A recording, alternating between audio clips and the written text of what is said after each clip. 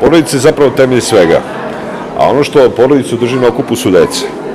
Mi smo odabrali ovu školu Sirogojno da obiđemo,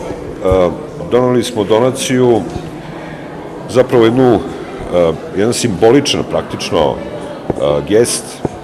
da obeležavajući ovaj dan pokažemo pre svega brigu, da okupimo sve one koji mogu, pre svega državne organe, dobrotvore i donatore, da ih podstaknemo da se ova briga neprestano, stalno, ne samo na dan porodice, pokazuje svoj deci, jer deca su ugrožena,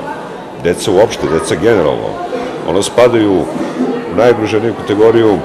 s obzirom da se onim životnim izazovima kojima se odrastao čovek može suprotstaviti, oni ne mogu suprotstaviti. Otuda je i ova škola posebno nama bitna i mi zapravo želimo da promovišemo brigu koja će označiti,